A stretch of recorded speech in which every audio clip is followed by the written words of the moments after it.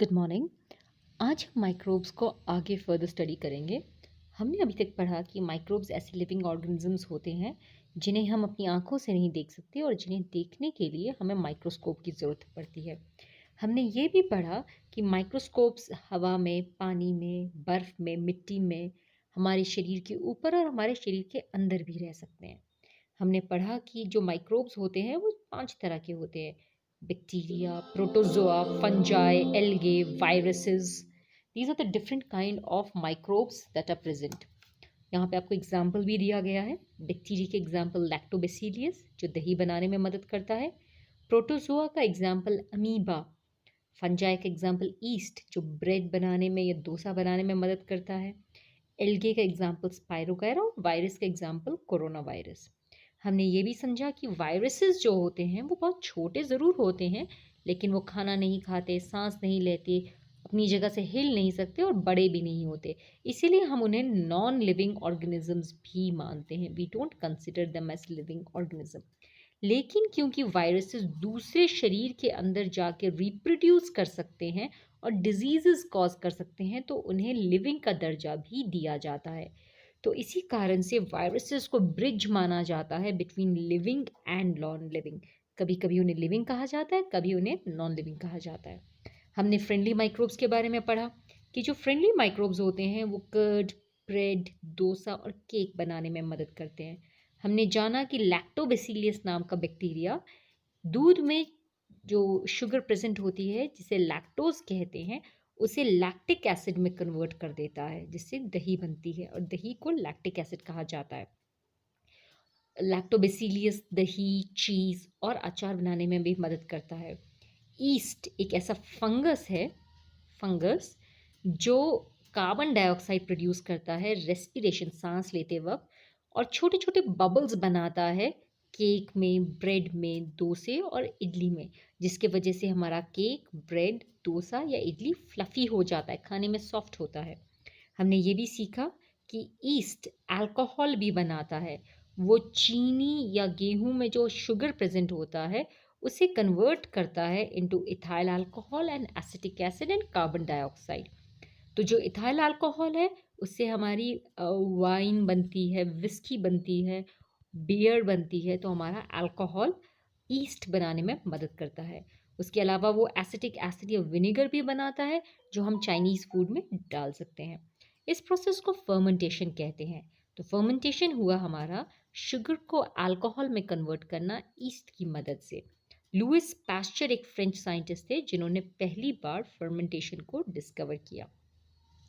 उसके अलावा हमने ये भी पढ़ा कि बैक्टीरिया एंटीबायोटिक्स बनाने में भी मदद करते हैं। एक और फंगस था जिसका नाम था पेनिसिलियम। पेनिसिलियम ये फंगस एक केमिकल प्रोड्यूस करता था जो हार्मफुल बैक्टीरिया को मार सकता था। इसीलिए इस केमिकल को एंटीबायोटिक कहा जाता है। ये एंटीबायोटिक ऐसे केमिकल्स होते हैं जो फंगस या बैक्टीरिया बना सकते हैं and they kill harmful bacteria. ये डिजीजेस को ख़त्म करते हैं एंड हार्मफुल बैक्टीरिया को किल करते हैं। कॉमन एग्जाम्पल हमारा है स्ट्रेप्टोमाइसिन, टेट्रासिसिलिन और इरिथ्रोमाइसिन। सबसे पहला एंटीबायोटिक जो डिस्कवर किया गया था उसका नाम था पेनिसिलिन। वो अलेक्जेंडर फ्लेमिंग ने डिस्कवर किया था। उसके बाद हमने वैक्सीन्स के बारे में पढ़ा जो सबसे पहली बार एडवर्ड जेनर ने डिस्कवर किया था स्मॉल पॉक्स नाम की बीमारी में। स्मॉल पॉक्स में हमारे चेहरे में छोटे छोटे धब्बे पड़ जाते हैं, दाग पड़ जाते हैं। सो वैक्सीन हमने जाना कि छोटे डेड बैक्टीरिया होते हैं या वीक बैक्टीरिया होते हैं जिन्हें हमारे शरीर में इंजेक्शन के थ्रू डाला जाता है। हमारे शरीर में जाके ये एंटीबॉडी प्रोड्यूस करते हैं और हम बैक्टीरिया से फाइट करते हैं, जिससे हमारी बॉडी का इम्यून सिस्टम या इम्यूनिटी इंक्रीज हो जाती है। अभी तक पोलियो की वैक्सीन हमें मिलती है, स्मॉल पॉक्स की वैक्सीन मिलती है, हेपेटाइटिस नाम की बीमारी की वैक्सीन पड़ती है और ट्यूबरक्लोसिस की वैक्सीन भी बनाई गई है। तो ये वैक्सीन काम कैसे करती है अगर हम इसको डिस्कस करें। एक वैक्सीन को हमारी बॉडी में डाला जाता है। वैक्सीन कोई वीक या डेड माइक्रो ऑर्गेनिज्म होता है। हमारी बॉडी उसके खिलाफ एंटीबॉडी यानी कि प्रोटीन बनाती है और उसे मार देती है, किल कर देती है।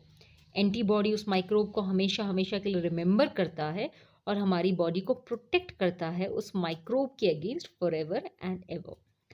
तो ये एंटीबॉडी क्या है जो हमारी बॉडी प्रोड्यूस करती है?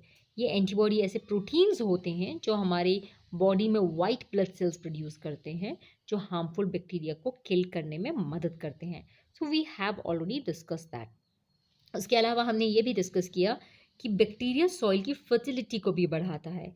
कुछ बैक्टीरिया जैसे कि राइजोबियम और ब्लू ग्रीन एल्गे हवा से नाइट्रोजन को लेकर उसे नाइट्रोजन कंपाउंड में कन्वर्ट करते हैं, जैसे कि ammonia is an example of A nitrogen compound.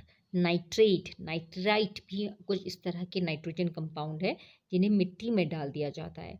मिट्टी नाइट्रोजन कंपाउंड में रिच हो जाती है और काफ़ी फर्टाइल हो जाती है, जिसकी वजह से हमारे पौधे बहुत हेल्दी और बड़े हो जाते हैं। तो मिट्टी की फर्टिलिटी इंक्रीज करने के लिए राइजोबियम और ब्लू ग्रीन एल्गे काम करते हैं, राइट। इसके अलावा हमारे बैक्टीरिया एनवायरनमेंट को साफ रखने में भी मदद करते हैं। अब कोई अगर पौधा मर जाए या कोई जानवर मर जाए तो उसकी डेड बॉडी पड़ी रहेगी, तो वो देखने में अच्छा नहीं लगेगा। तो बैक्टीरिया एंड फंगस इन्हीं डेड प्लांट्स एंड एनिमल्स को ब्रेक करके उसे ह्यूमस बनाता है।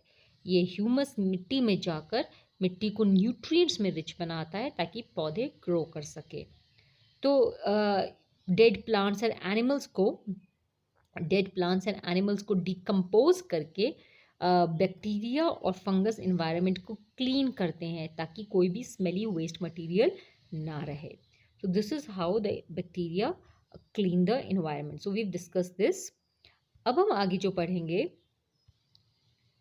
हार्मफुल बैक्टीरिया क्या है, इनको हम आज थोड़ा सा करेंगे, कल हम डिटेल में करेंगे। हार्मफुल बैक्टीरिया में ऐसे बैक्टीरिया होते हैं जो हमारे अंदर डिजीजेस कॉज कर सकते हैं इन ह्यूमंस। उसके अलावा they can cause diseases in, ये देखिए ये हार्मफुल बैक्टीरिया है जो हमें डिजीजेस कॉज करते हैं।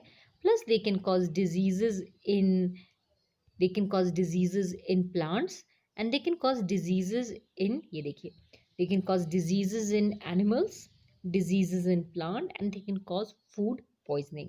आज के लिए हम इतना ही करते हैं। तो these are harmful bacteria जो हमारे अंदर बीमारी कॉज करते हैं, हमारे कपड़े, हमारा खाना खराब करते हैं और फूड पॉइजनिंग भी कॉज कर सकते हैं। तो इसको हम कल डिटेल में पढ़ेंगे। Have a nice day.